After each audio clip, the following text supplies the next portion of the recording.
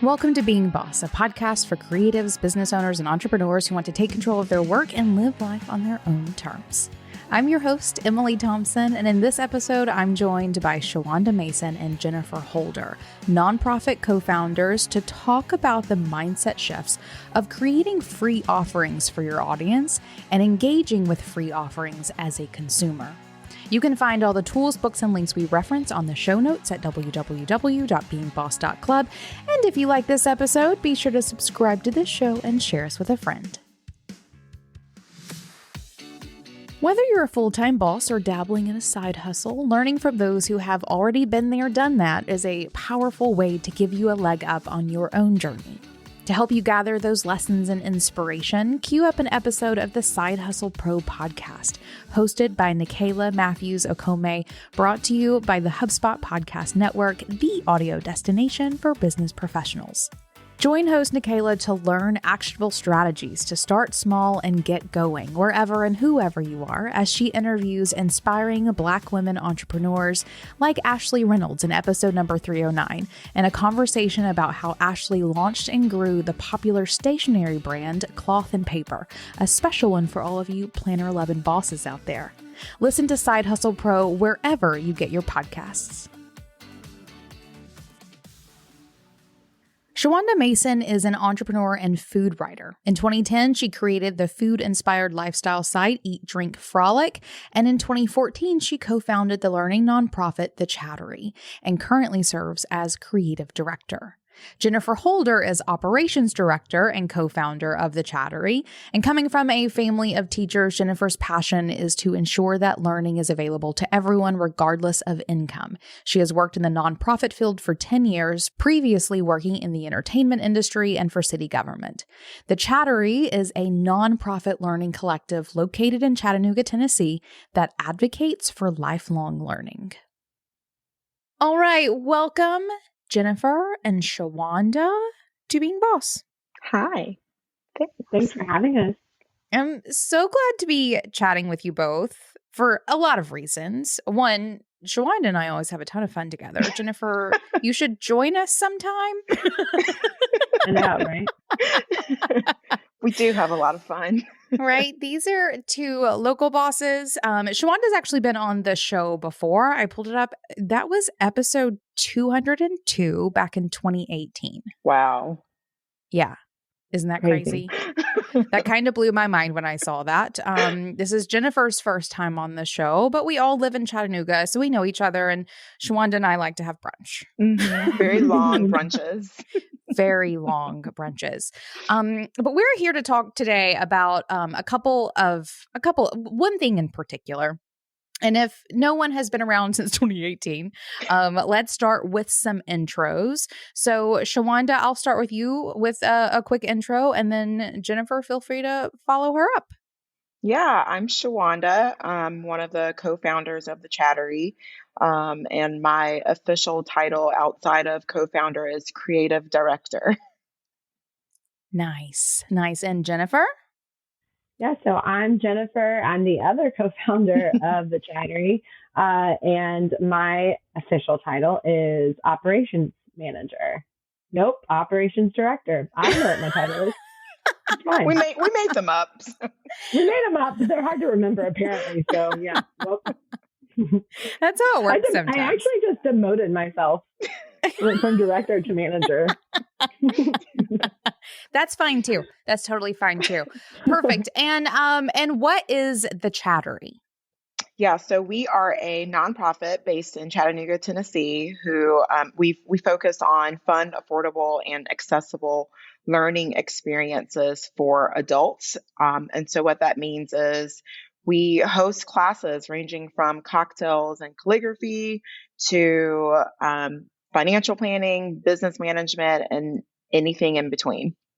Lovely. And today we're here to talk about a topic that I'm really excited to dive into. But before we get there, I feel like we have a really great opportunity because this show was started by co-founders, business partners who came together to do a thing. And it hasn't been super often that I've had the opportunity to interview another pair of co-founders together. So I'd love to hear from whoever wants to take the reins, how it is that you two met and decided to start a nonprofit together.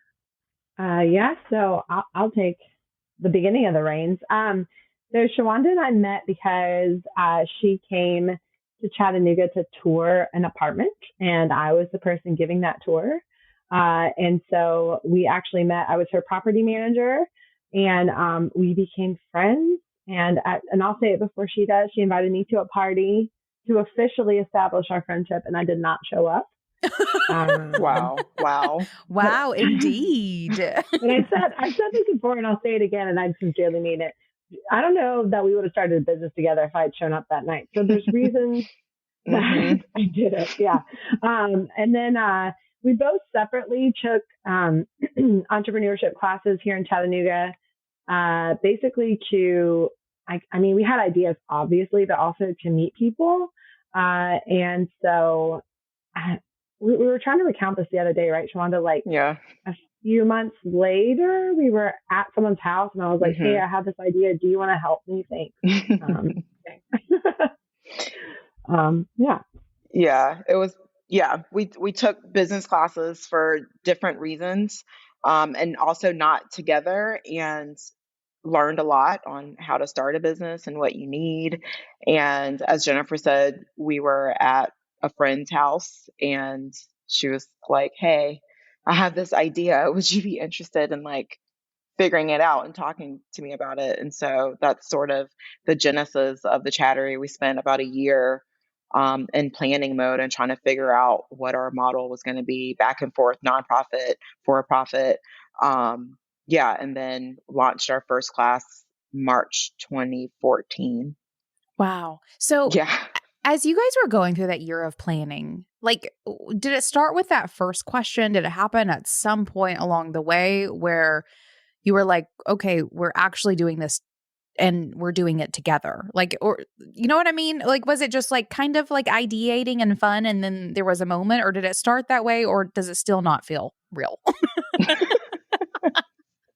Yeah, so I think it's based off an idea from Brooklyn called Brooklyn Brainery. And so when I came back to Chattanooga, I was kind of seeking out, trying to figure out if something like this existed. And basically, I told my idea to a coworker at the time, and she was like, she actually said, feel like you're stuck and you need a partner or a few partners with this. So she actually had introduced me to someone who's also one of the co-founders, Liz Wells, who kind of helped us ideate a little bit. And then Shawanda, as Shawanda and I's friendship progressed, it was like, oh yeah, I really want her to help and be part of this too. So I think I don't know. It was kind of, once Shawanda was like, all right, I think we'll do it. Let's do it. That I think it just started from me asking. Yeah. And I think Jennifer and I have a lot of similarities, which helped, but also we are different in some of our, what we like and what we don't like. And I think that helped, it helps to have, at the core, to have a lot of the same values and interests. But, as Jennifer said, her title is operations manager director. And I'm the creative director. And it doesn't mean that I don't like operations or she doesn't like creative work. It's just we've found how to succeed and stay in our lanes, kind of. And I think that that's also been helpful in that, in March, we're celebrating our 9th year of being a business. And I think being very sure of who we are individually, but also together, has helped us get to 9 years. Yeah.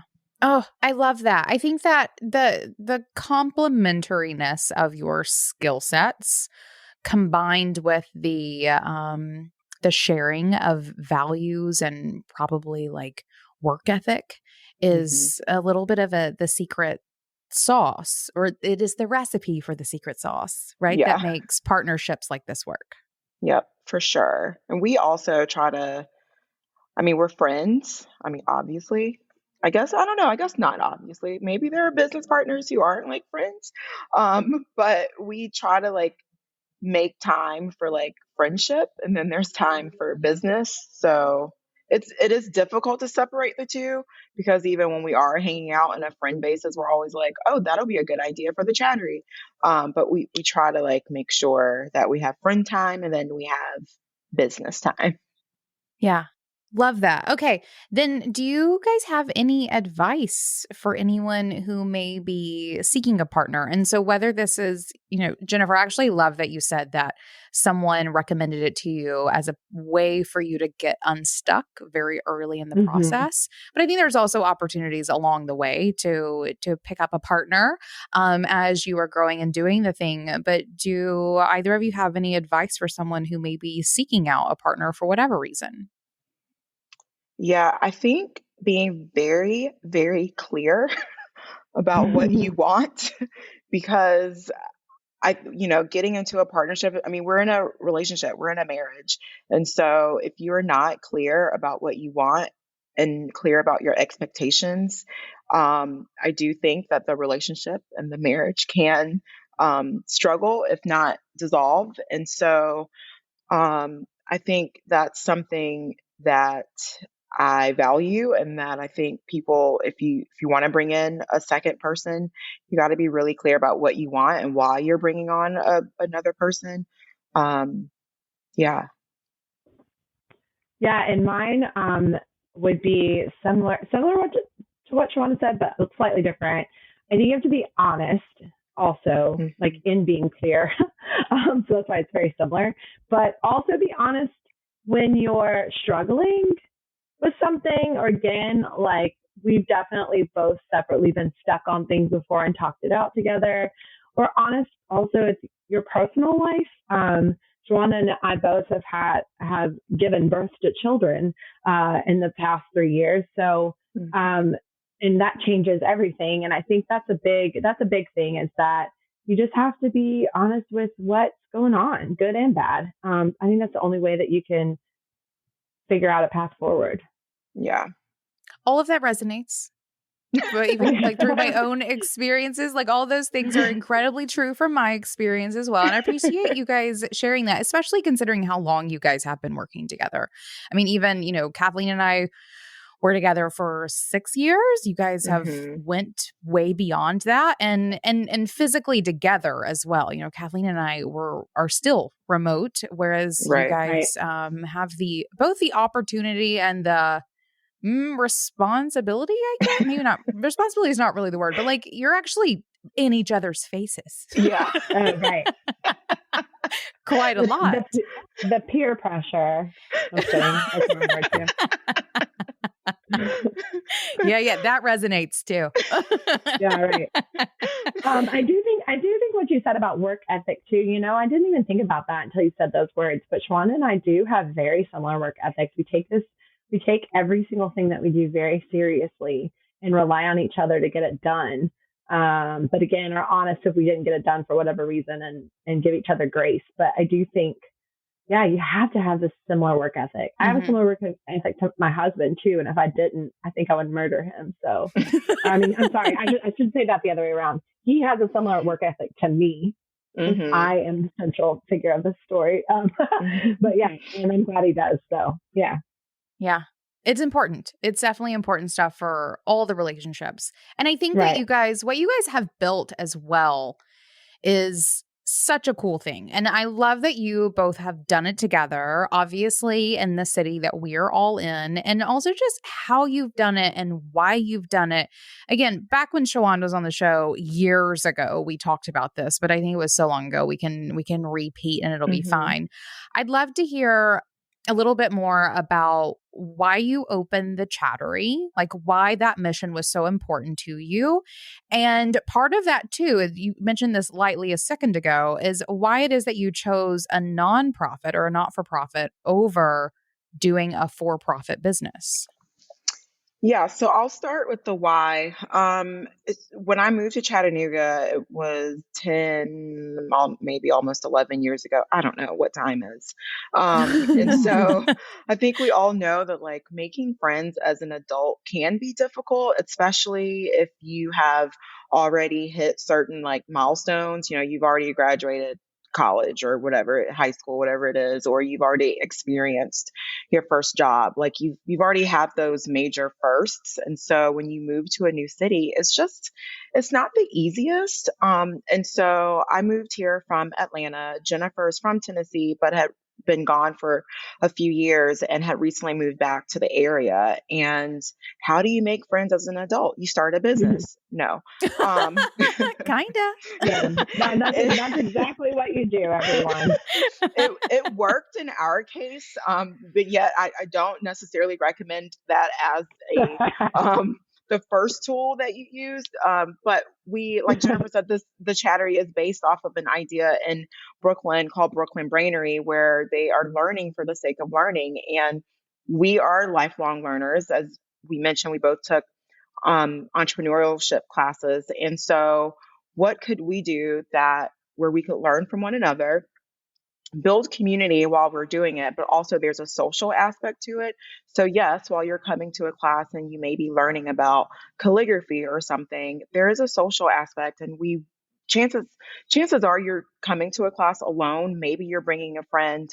Um, but we design the classes so that you can meet people. There's space to meet people before, during, or after a class. And that was sort of the reason why we started the Chattery. Was yes, we wanted to start a community and grow a community where we can learn from other hobbyists or other entrepreneurs, but also let's make this fun so that people can make friends as adults. And that's what we've done. And we love hearing stories. We hear stories all the time about how people have met like a best friend in a Chattery class. And it keeps us going, honestly, because you know when you're in it, it's hard when you're writing grants or when you're covering a class or whatever it is that you're doing. It's not always fun, but then you hear stories of people who have just met other friends because the chat or class has given them the confidence, I guess, to say hello. And so that's my long answer of saying why we created the Chattery. Fun and friends. That's the Yes. short answer. Fun and friends, which is, and you know, as someone who also runs a company that is all fun and friends, but like with a very, very business sort of wedge, I totally get the feels that you get when you are, when you are creating these experiences that really just help people connect to their next bestie. It is kind of everything. Right. For sure. I get that. I do. Jennifer, bestie to start a business with. Right. Yeah. Well, that does happen quite often around here. Then Jennifer, maybe you can speak to the decision to do a nonprofit versus for-profit. Yes. So as Shawanda said, we went back and forth quite a bit, just like trying to figure out all the different ways that we could exist. And I think we ultimately settled on nonprofit because we always want our classes to be as affordable as possible. We want to have free classes, and we really want the public to be able to take advantage of our classes. But we also value people's time and value their talents, and wanted to make sure that teachers were being paid a reasonable rate. And the truth is if we tried to do these classes and weren't able to kind of supplement some of that income with grants or donations, they'd be like triple or 4 times the cost. Or alternatively, Shawanda and I would literally have no other life, and we would be doing like 6 classes a night at different places. So, which we still could, you never know. But that was kind of our initial thinking. And I think that it was a good decision for us. I think it just depends on where people are. And we definitely scoured to make sure that what we were creating didn't already exist. I think sometimes that's the downfall of all businesses, but especially nonprofits sometimes. is you think you're filling a gap that is already being filled, but maybe just not how you want it to be filled. So we definitely looked around at our, quote unquote competition, but also to see if anybody was filling this adult education space. And I will say at the time, the only people that was the local community college. And within a year of us being open, maybe 2 years of us being open, they stopped doing continuing education classes. So then no one was filling that gap. So yeah, also a long answer, but there you go. That's where we are. No, I think that's great. It's so good to hear the thought process behind making decisions like that. I think it's a really powerful way for people to see the options that lay ahead of them, because I think a lot of people would just think if you're going to start a business, obviously it's a for-profit kind, and you figure out the business model in that way. But I love that you came at it from both sides of which one is going to be the best option, and you were able to find the option that apparently has been the most sustainable, or at least a sustainable way moving forward for you. So I think thank you for sharing that. And I think that gives us a really great opening for sort of the topic that we're talking about here today. And I think that everyone hearing how you came together and why and how you started the Chattery is important for understanding how it is that the two of you can lend to this conversation. I'm very excited to hear what you have to say, for sure. Spreadsheets have their place, but sometimes there really is a better solution. With HubSpot CRM, get real-time data at your fingertips so your team stays in sync across the customer journey. Track your contacts and customers, and personalize emails in bulk, and get the context you need to create amazing experiences for you, your team, and your customers at scale, all from one powerful platform. It's why more than 150,000 companies already use HubSpot CRM to run their businesses better. Plus, HubSpot's user-friendly interface sets you up for success from day one, so you can spend less time managing software and more time on what matters, your customers. There's no better time to get organized. Learn how HubSpot can help your business grow better and get a special offer of 20% off on eligible plans at HubSpot.com/beingboss. And this topic of free, what that means, how people can take advantage of it, both as, a provider and a consumer, all of those things. So as a nonprofit, offering free stuff to your community has obviously been a really important part of not only your mission, but your model. You actually built it into how it is that you're doing things. So how does free at this moment play a part in what it is that you all are doing? Yeah, so free is still a pretty important part of what we do in providing content and classes. We try to make sure we do a couple of free things a month, whether it's an event or some type of workshop, because we do understand that while yes, we are a nonprofit, we do still have business bills to pay. And so we can't do everything for free because we do have to pay rent and the electricity and internet and all these other basic business needs. But we also recognize that everyone has the right to learn, and that doesn't mean that they have the monetary abilities to learn. And so what that means for us is offering some free education, also offering some low cost education opportunities as well. And so we sort of, I don't know, go teeter back and forth between knowing that we do need to charge for certain classes. I mean, some classes just have, they have supplies that we can't offer them for free. But when we can and where we can, we do. Like, for instance, it's currently Black History Month, and we have a couple of free events going on because we want people to come and celebrate with us. And so we just try to make sure that just because we're offering something free, it doesn't devalue the person who's teaching it or us as individuals and an organization. And so there's like a bit of a learning curve, not only with us, but also with the community and trying to get that message across.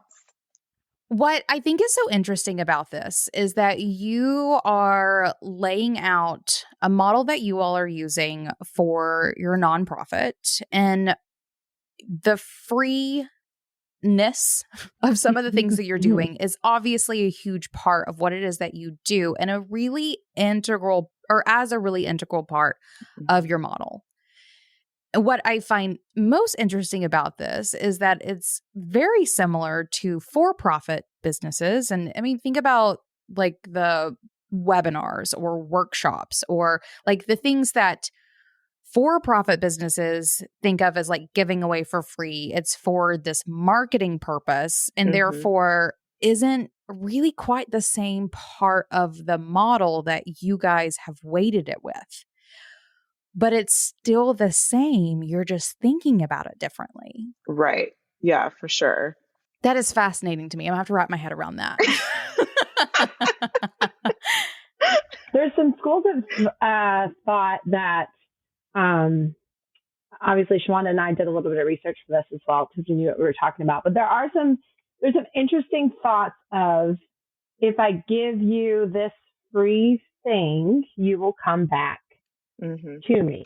And I think especially the internet has made that more of a thing. I know multiple mailing lists that you can sign up for, even some of our own teachers' mailing lists, that they will send you a free guide or workbook or whatever, as long as you sign up for their email list, in the hopes that you'll then buy something else. And I think, it is very much in our culture now, especially to do that. And I think even though that's not tangible really as a product, it is, as you were saying, it's a little different when it's a class. I don't know how to explain that, actually. Because I also think, like you said, webinars, but webinars can be recorded and then just reused over and over again too. So, but when it's actually somebody's time and you're supposed to come in person and sit in front of them and listen to something, it feels a little different, I guess. Yeah, no, it feels, there's definitely a difference of purpose. Like what you're saying there around, for-profit businesses are giving things away for free because they want you to come back. Like they do want something from you. Whereas your model is one where giving the free is literally just giving the free. It is for the purpose of you learning and experiencing and meeting, and that's it. And if you achieve that, then high five, mission accomplished. Whereas when you're thinking about that purely for marketing purposes, for people to come back and then, pay or do or whatever, then you've sort of lost the mission in one part of your business model. Right. That you guys seem to have held on to in this nonprofit, more mission driven, really, what is it, like a tax designation? Right. Right? It's kind of like, that's really the biggest difference here is how it is that you file taxes. Right. Yeah. And I will say too, it's funny. And I realize now that's what you were saying. It's funny because we do a program every year called Arts for Older Adults. And someone this year, we do it every year. We do like 20 plus classes for free for anyone who's 65 and older. And someone this year said, this is just great marketing. This is a great marketing idea for you. And I can't even tell you how fast, I think I sprained my neck turning to her. And I was like, absolutely not. And she looked at me and I said, absolutely not. This is not marketing. And everyone else stopped and looked at me. And I said, I want to be clear. We believe in this. We are providing this to you because we want you to learn. And we value this education. We value your time and we value your brains. And we just want to make your life better. And everybody was like, okay, all right, got it. And then of course I said, you can totally come back. It's not like that. I'm just saying, but I had never, ever once thought about it. Not once had I ever thought of it that way. Yeah. On the, I don't know, beneath all of this, could it be used as marketing? Well, sure. However, throughout the 9 years that the Chattery has been around, we always come back to the mission that we worked really hard to write. And if it doesn't help us get closer to that mission, we don't do it. If it feels Right. like it's going to take every bit of our soul or make us upset at one another, or it's taking us too long to come up with a certain program or an idea, we just abandon it. And that's okay. I think that's something that like business owners have to be comfortable with, is just like abandoning an idea. I mean, we've dropped a lot of ideas, great ideas that we come up with really good ideas, but sometimes if it's not really mission centered, or it's just going to take a lot of resources, not just monetary resources, but a lot of our time, we just say no, or maybe we revisit it in a year and it might be, a better fit at that time. But I think people have to get really comfortable with like just letting it go. And I think Right. Jennifer and I are really good at that. We're like, you know what, this ain't gonna work. Let's just keep it moving and figure it out another time. We'll add it to the Google spreadsheet that we have. Yeah, and we literally have a revisit spreadsheet that. and it works. Abandoned ideas. Yeah. Where ideas go to die. Yes. Yeah. Yeah. And sometimes they come back to life. Yeah. Yeah, they do. Sometimes they just need the right time. No, I think this is such a great mindset shift. Like I'm holding space for an interview, but I'm probably going to come back and listen to this later and just let my mind be fully blown, because I feel like I need to like listen and pause and like chill with some of this before moving forward. So if anyone is feeling to do that, please do so, because what I think is really great, the mindset shift that I'm seeing here between how you guys are doing it as a, like under this nonprofit mindset, which does not mean not making money. Like anyone who, yeah, but let's like, be clear. Yeah. I'm just always like, do you think that we volunteer 60 hours a week to this? Right. Like, no. We do not. You think that this space is free? No, it is not. Like, capitalism still exists, y'all. Mm-hmm. So yeah. Anyway. I am very glad that you said that. But like, I think nonprofit, like the phrase has like a branding problem, and like in and of itself, like it appears that like, oh, okay, you're just not going to make money forever. And right. so I'm glad that you said that. I think that's a part of what Jennifer and I have sort of been doing, is just sort of like teaching people what a nonprofit actually is, and that it doesn't mean that like we don't have to pay. Like I said earlier, like we still got to pay rent here. We have to like pay for things. So yeah, we have to have some type of cash to pay for things. And nonprofits try to do a rebranding sort of and call their money making side social enterprises. Mm-hmm. Yeah. So there's like some nonprofits that own Blimpies, for example, like they own a franchise of Blimpies, and that's how they pay their employees. Mm-hmm. That's the social enterprise side of a thrift store. So it is an interesting, but it's still, tax designation, a 501c3. So yeah, that's the biggest difference. And well, that's the biggest like money side difference. I hope everyone is also seeing this giant sort of mindset difference between this very mission driven and very as opposed to very profit driven, and literally illustrated in this idea of how it is that you see creating things for free for people. Like, is it for the money or is it for the mission? And it doesn't matter what tax designation you have chosen for yourself. You can choose more or less either of those in either situation. And I think that this is going to resonate with the creative crowd so much because most of us are so mission driven, but are in the tax designations that teach us that profit is king. And so I love that it literally just is this mindset shift of, free for growth versus free for nurturing. Yeah, I like that, Emily. I really like that Thanks. too. Thanks. That one just came to me. Let's get that on a shirt. Wait, no, that probably sounds weird. Never mind. On a shirt. Yeah. Free No. for growth versus free for nurturing. Wait, why is that on the shirt? Yeah, All yeah. right. No. Who's that about? No, You should make that part of your email signature, though. There you go. Yeah. That's where it belongs. Okay, There you go. perfect. So we've talked about this sort of internal mindset shift around free, which I think is very fascinating. And I hope that bosses are feeling little sparks of ideas of literally just how they can think about the things that they're doing for free, perhaps a little bit differently, and probably in a way that's going to feel better, I would imagine.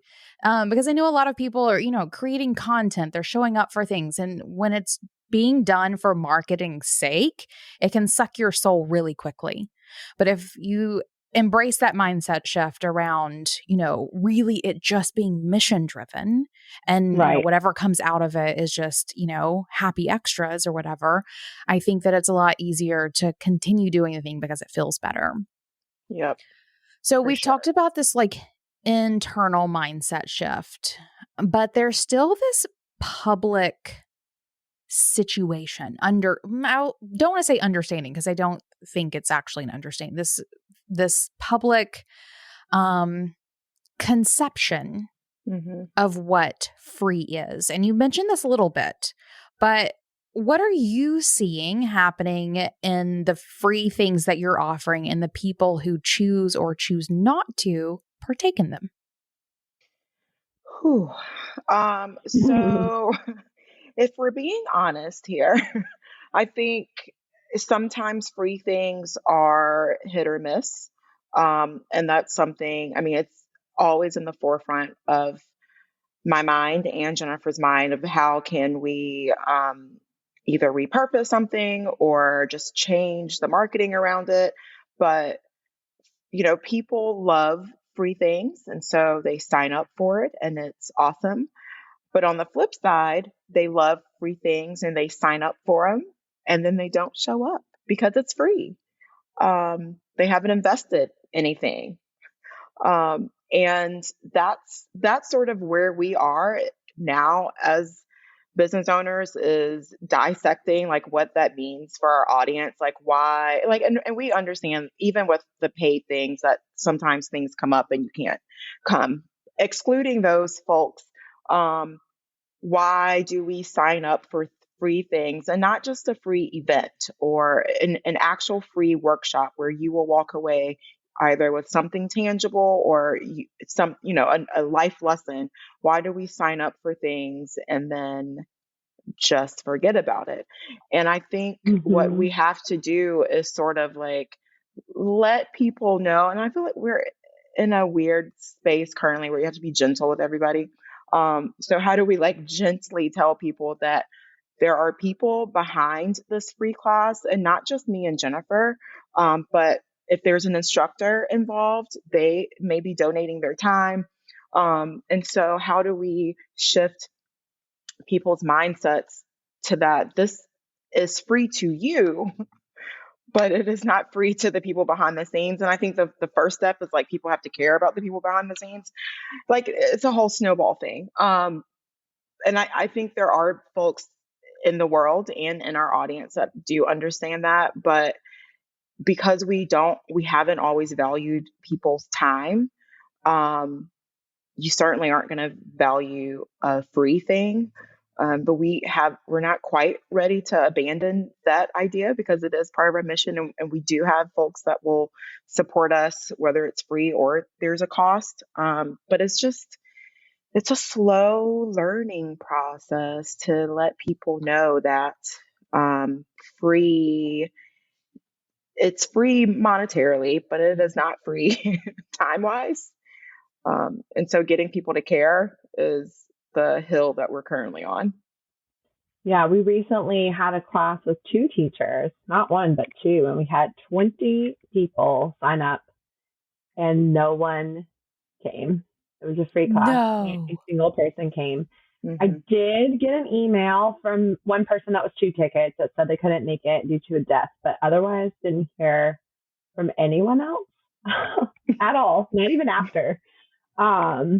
And I just, I sat there with the teachers and I was like, I'm sorry. Like, I'm so sorry you came all this way. And they're like, well, it's not your fault, but it's just like a moment of cool, cool, cool. So then the next one we charged $10 and we had less signups, but everyone showed. Right, exactly. It's just fascinating. Like, we don't want to charge, but this class had been free. We were offering it monthly.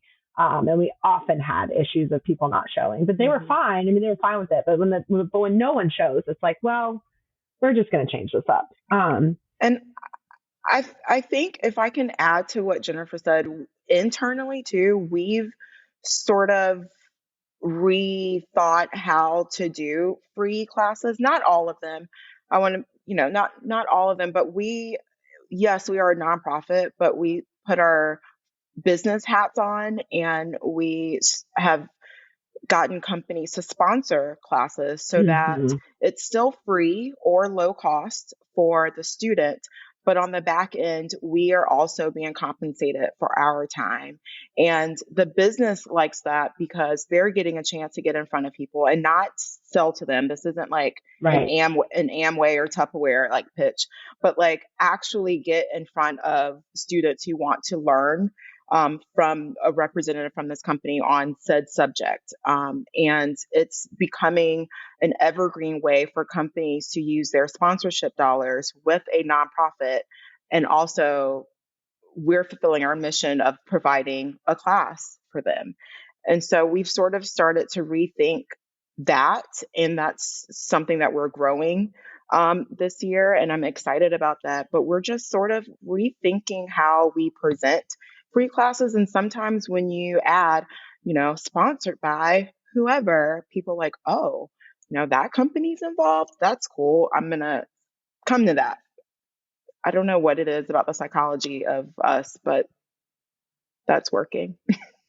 And I will say too, though, if no one shows up at all, we don't get those sponsorship dollars. The two folks that were doing that class, I didn't charge them because no one came. Yeah. And I also didn't give them, any other information or anything like that. But yeah, that does still affect our bottom line.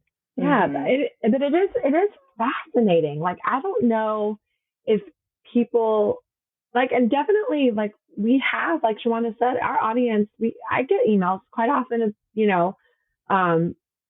of people that paid or didn't pay and just said, please apologize to the teacher. I can't make it because of X reason, and aren't even necessarily asking for a refund. They just wanted to apologize to the teacher for their time. That has happened. I said often. It doesn't happen that often. I'll be honest. I shouldn't have said often. It happens sometimes. But yeah, I'm just curious about everyone else's thinking. It is kind of an interesting thing because I think too, and I'm like this too sometimes. So if I haven't actually committed to something, if I've softly committed and it's raining, I'm probably not going to go. But on the flip side of that, if I've softly committed and it's nice outside, I also might not go. But if I fully committed, like I've sat there and I did an Eventbrite ticket or whatever it is, I'm going. I don't care. Rain, shine, whatever. It's a different type of commitment. I don't know. Anyway, it's just a whole process to do that. Yeah.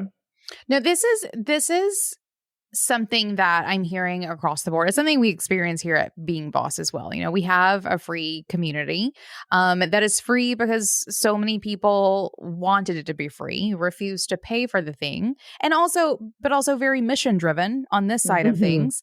Of Being Boss exists to well, it didn't start this way, but very quickly turned into a mission for bringing bosses together, for creating relationships like y'all's and like mine and Kathleen, so that we could all do business together. So very mission driven. And, we get asked for things, we do the things, and no one shows up. And it's something where we have other things that are paid. If people pay, they do show up. But even if they're wanting the things, they're wanting them for free. does not mean that anyone's going to show up for the thing. And I think it's funny. I wonder if like, has capitalism like ruined the value of free? Like we can't value something unless we are definitely paying for it. And I think there is some opportunity for everyone to sort of rethink their own mindsets around free and around supporting people who are supporting you with free things, and what that means for, I don't know, even the things that we value and pay money for. Yeah, I feel like there's opportunities for huge shifts if we can learn to sort of reorganize value. Settling yourself into the flow of your business, from navigating a whole year of ebbs and flows to embracing the energy of each and every day, you're bound to have some ups and downs along the way. For me, this journey of entrepreneurship is made better when my space keeps me focused and inspired. As an example, my favorite way to mark the beginning and ending of the workday is to light a candle when I sit down at my desk and then blow it out when I'm done for the day. It's a little ritual that creates boundaries and a vibe that keeps me focused and feeling cozy. And the ritual candle that we make at Almanac Supply Co. is my favorite for this. In fact, my whole shop is filled with items that I've curated to create the vibe for feeling connected, in flow, and inspired, with candles, crystals, and other goodies to help you create a dreamy workspace, bedside table, or bookshelf. Come gather inspiration and check out my favorite in-stock items at almanacsupplyco.com/beingboss and get 15% off with code BEINGBOSS at checkout. That's almanacsupplyco.com/beingboss. that's exactly it. I think we have to like think about what our relationship is or our mindset is around when we pay for something, whether it's $10 or $100 versus if it's free. Like why does our mind shift so much, or like why does our energy shift, like all the things. And even, I mean, that's something I'm thinking about for myself. Like why does it change? Like what's happening? What am I not valuing? It's a whole thing that we have to all think about. Yeah. And I even think, if we're going into a recession, if we're in a recession, who even knows? This is the time when we have more of a responsibility to see what things we have available to us for free in all the many ways that we do, whether it's, resources or experiences or, whatever it may be, and refind the value in those things. I think this is the time to do that, or, feel free to go pay your $6 for butter. Right. The butter really gets me, everybody. The butter really gets me. Yeah, I feel you. Love it. Okay, then I would love to hear from you too. If you have any thoughts on how it is that consumers maybe have the opportunity to shift their mindset around free offerings. Because I feel like that's just as much as we should probably think more free stuff being mission driven on the business owner side. I think from the consumer side, there's probably even more of an opportunity. Yeah. What do you think? Yeah, I definitely think that for consumers, even if it's like a huge corporation and they're offering you something free, someone still had to design said workbook or webinar, whatever it is. And I think once we start realizing that there are people behind every free thing that you get, even, when you used to go to the mall in the 90s and like the free perfume samples, well, sure, they're free for us, but like there's still a person there squirting you with perfume when you walk by or handing you samples. And I think we have to like go back to that old school mentality where it's like there's still someone in their perfume section, like designing whatever it is that you're giving away for free, whether it's a 2-person nonprofit like us or whether you're a part of a big corporation. We have to start, I think at that level, we're all on the same playing field in the sense that there's still someone designing it or teaching it, whatever it is. And I think the moment consumers realize that this free product was still made by someone, then we can have like a further conversation about the value of free or the not so valuable concept of free. It's interesting too, because, I think Jennifer, you brought up commitments earlier. And I also think about, almost the inundation that we all experience of free these days as well. Like you walk into Sephora or wherever, and it's not going to be one perfume. It's going to be like 4. Yeah. Right. Or, when it comes to, options and classes, you see that there are 4, you're going to sign up for all 4 of them because they're all free. Right. Of course you're going to. And then you actually can only make one of them, if that.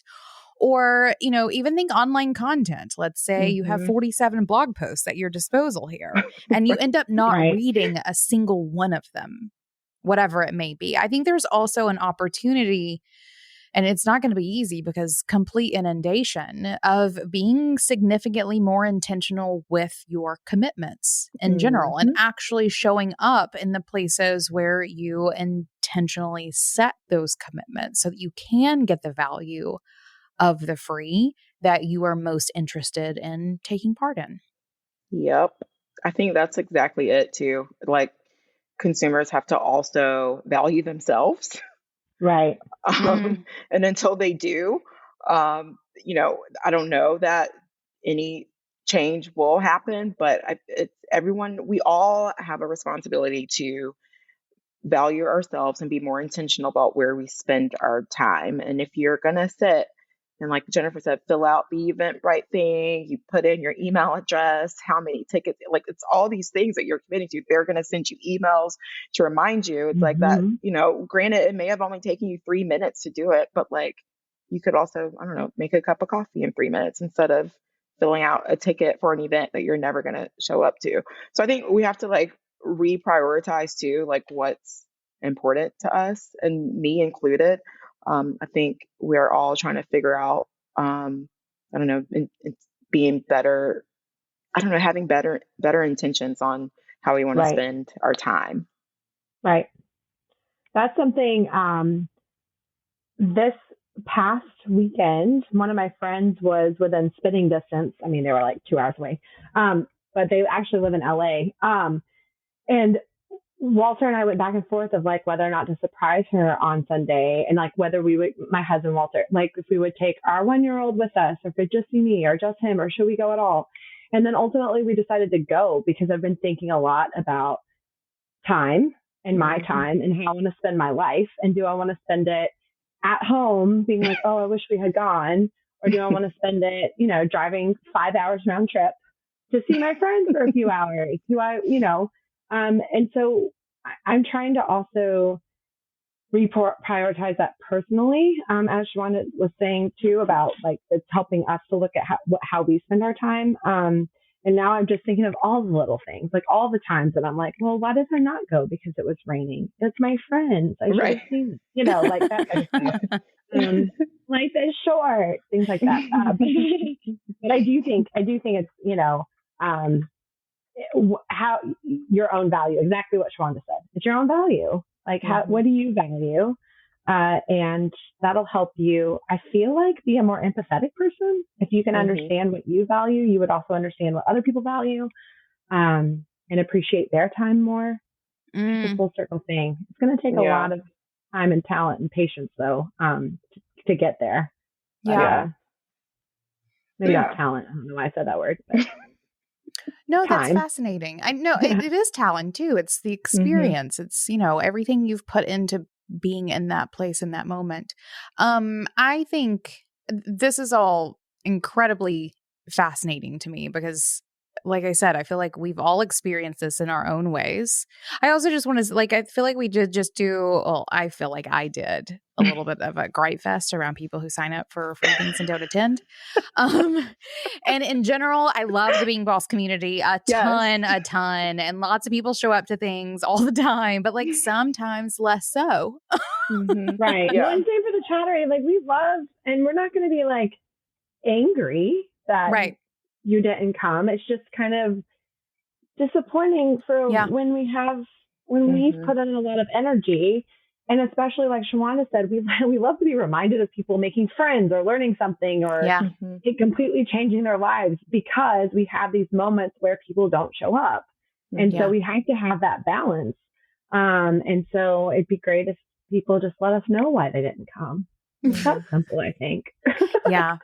Yeah. Or just, or just come be a part of things in general. Just come. It's fine.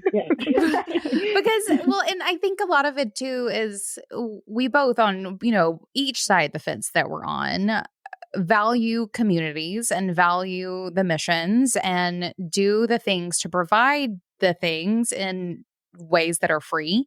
And then there is like this return of energy that is needed to keep doing them.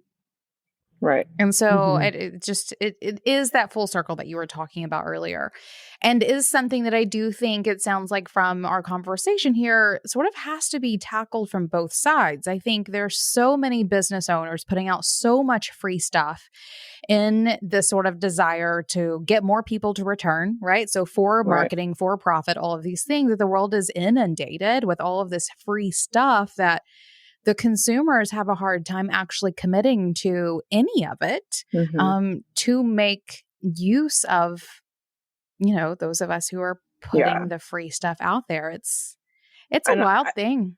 I think too, when there's so much free things, it makes it difficult for consumers to figure out what's actually valuable out of the free things. So because there's so much, that's why I think a few years ago we were like, okay, we're just going to do X amount of free something a month, because we don't want to have free stuff every night, because then people are like, well, whatever, like they're always offering something free. Like I can just sign up or not show up or come the next week. And I think there's still an importance of offering free things so that you give people access to your community, but you also open it up to folks who can't pay for it. But I think by limiting how much we do, you can value the free stuff. But it's like getting people on board to understand that there's value. It's like a rabbit hole. Good Lord. Right. It Hamster is. Wheel. It is. And you know what is absolutely fascinating? In the past 9 years of what we've done, the free classes are all classes to make someone personally get basically more money. So, which sounds interesting.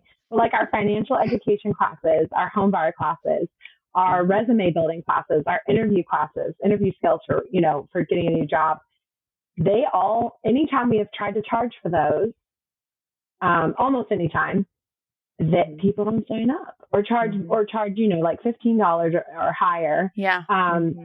People don't sign up. And I think it's interesting. It just all goes back to that valuing yourself. Like you can pay $10 to learn interview skills because that's going to help you get a job. But people don't always want to do that. And that could go back to maybe they can't afford it because they're looking for a job. So don't get me wrong. There's also guess what? The Chattery also has a scholarship fund. So if you see a class that you want to take and it does cost money, you can submit an inquiry to us to have it paid for. And we will do that. Simple form. And actually, we've had a ton of people fill it out, and no one's used. Like we've had very few people actually use it. Like I respond, and I'm like, "Here's your code.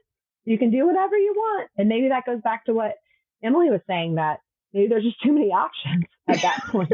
Like I got to use it for the exact right thing. Like just use it. It's fine. Just use it.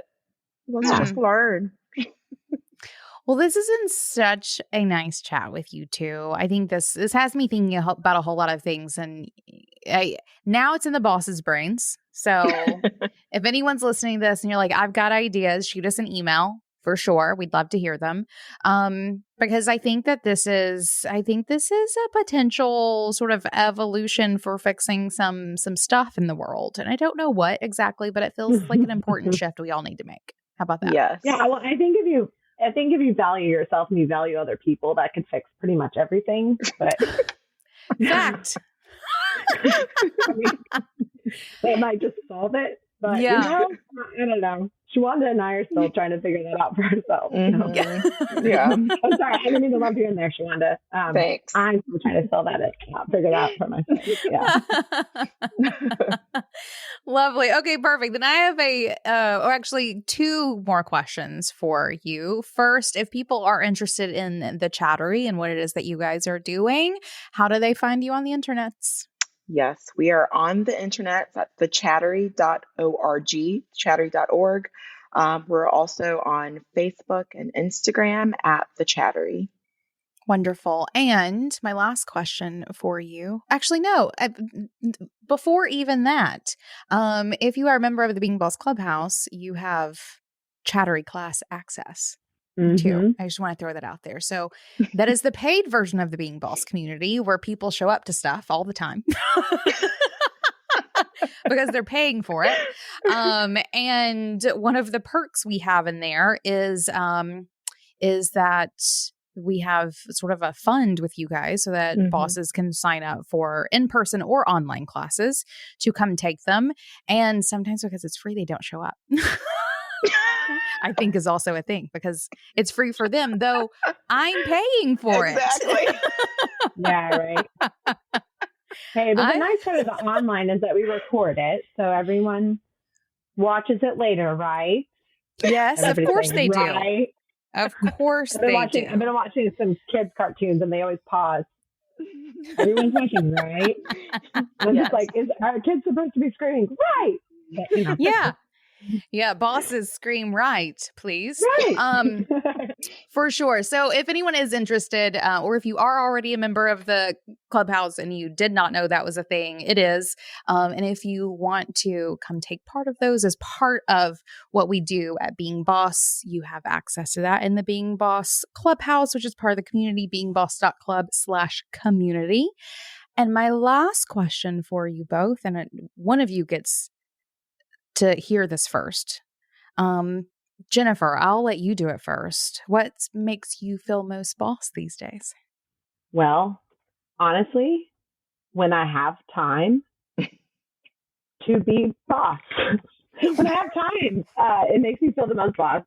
When I just have time to get through my to-do list or wash clothes or whatever it is. But going back to time, that makes me feel most boss. Yeah. Nice. Shawanda, you got the treat of being able to think about it for 15 seconds. Exactly. What's making you feel most boss? I think right now what's making me feel most boss is the ability to be flexible. It's sort of the same as Jennifer as far as time, but I really do feel sort of like a badass because if I need to start my day at 10, I can. If I need to, not work in the morning and work at 5 o'clock because I want to, I can.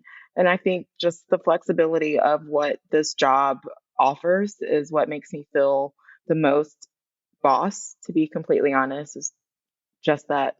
Love it. Time or agency over time, I do think is quite the perk that we all have. It is. For sure. If I want to have a cocktail at 2 o'clock, I can. Right? Does that mean you're coming over for a cocktail? Is that what's happening right now? Because I love that for us. Yeah. Okay. Perfect. I'm walking distance to Milk and Honey. Mezcla is down there. We can have, what do you want? Margaritas, mimosas, all things are around. Perfect. Thank you. Together. Yeah. Cocktail suicide? Maybe not. Maybe less so. Perfect. You two, this has been such a treat. Thank you so much for coming and having this chat with me. Thanks, Emily. Yeah, thank you. All right, boss, because you're here, I know you want to be a better creative business owner, which means I've got something for you. Each week, the team at Being Boss is scouring the news, the best entrepreneurial publications, and updates and releases of the apps and tools that run our businesses, and is curating it all into a weekly email that delivers the must-know tips and tactics in the realms of mindset, money, and productivity. This email is called Brewed. We brew it up for you each week to give you the insight you need to make decisions and move forward in your creative business.